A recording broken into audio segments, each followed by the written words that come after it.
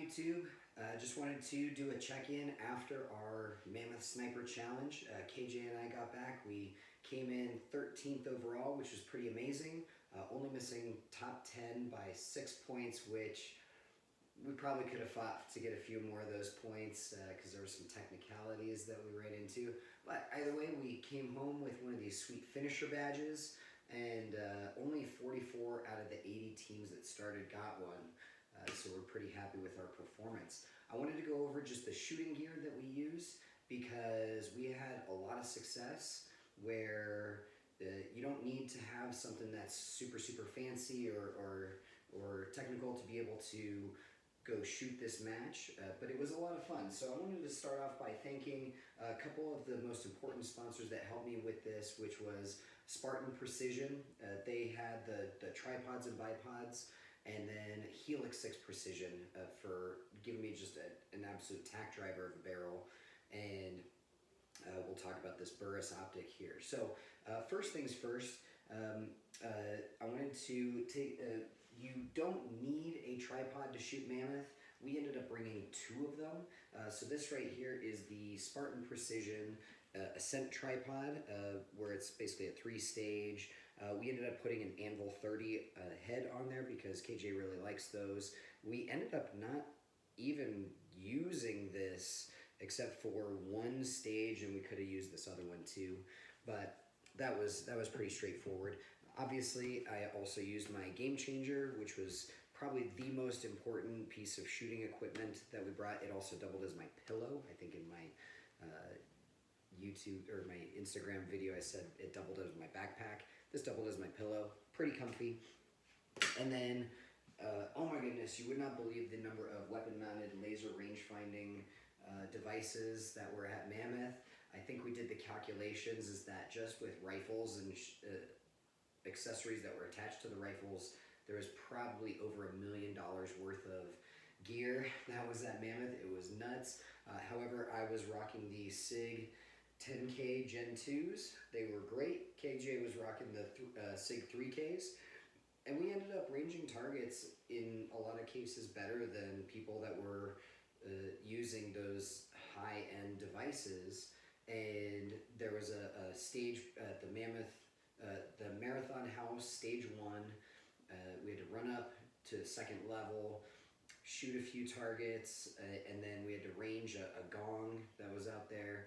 And I was able to, with my Spartan Precision tripod, range that thing, get an accurate data where other teams were just sending rounds over the top of it, but we got our hits. It was pretty fantastic.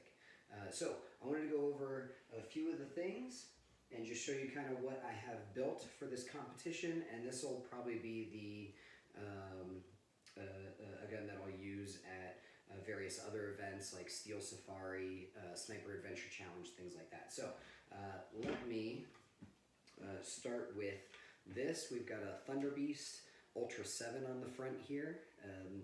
They make great titanium suppressors. They're lightweight, but their sound reduction is just impressive, and I love them. That's basically all that I own. The carbon fiber barrel, again, Helix 6 Precision. One of the cool things about these, and I've done this with my 6.5 Creedmoor one, is you can order these long. This is actually a 26-inch barrel, and so my 75 grain ELDs are moving at about 29.40, so pretty quick.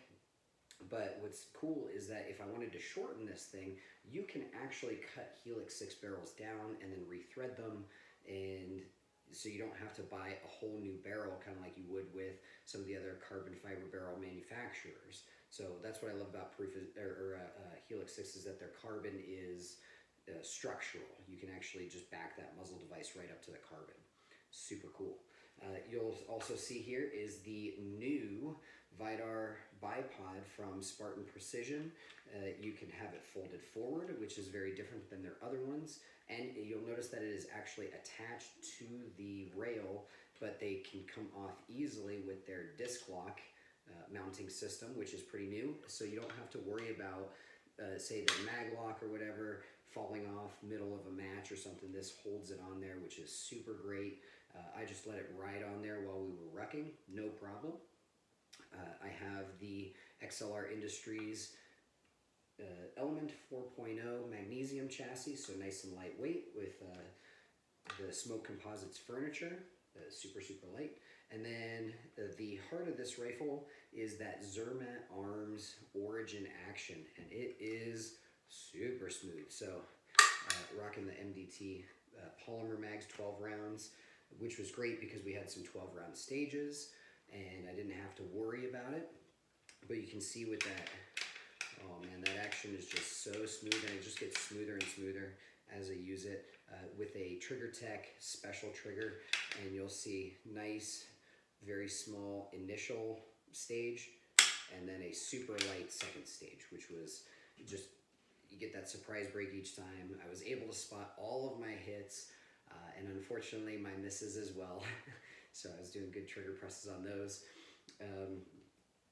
And so this rifle was great. Coming in at 11.5 pounds, it was rock solid.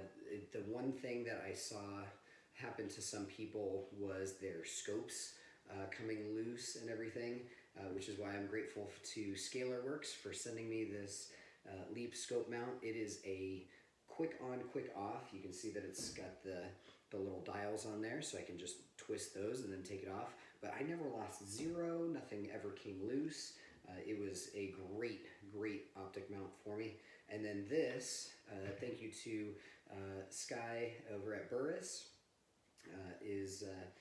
this is the XTR PS, which is not even on shelves yet.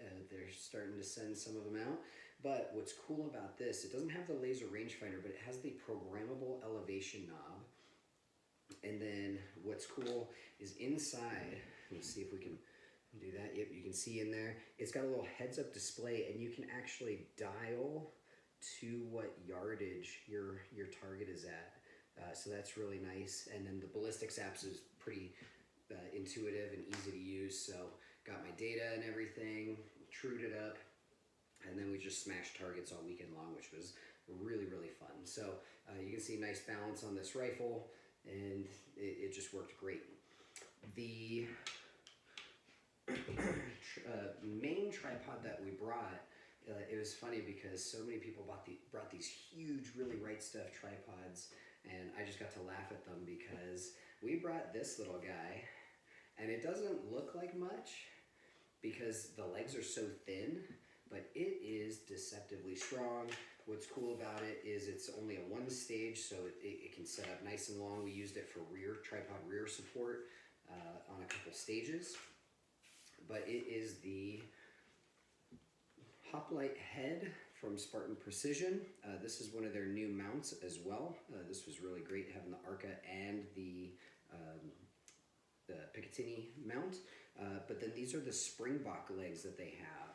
And they double as your hiking poles and everything. So there were people that had tripods and hiking poles carrying just lots and lots of weight. This thing comes in at only about 2.5 pounds. It is a super light tripod and works for everything that we needed it to. So very excited about that. With the other shooting gear, I ended up sewing my own ammo novel, which I don't happen to have here. Carries 120 rounds, and that's on my website. And then as far as other shooting gear, you know, you could have brought any number of accessories. A lot of people brought kestrels, things like that. We just used our gun number, so just figuring out that this was about a 5-mile-an-hour gun, we were able to get hits at far distances with very little issue. So it was a great time. So the shooting equipment, Spartan Precision, just awesome stability solutions. Helix 6 Precision with the barrel that just, I mean, it was shooting 1/3 of an inch groups, and getting hits on those targets was no problem, even reaching far out.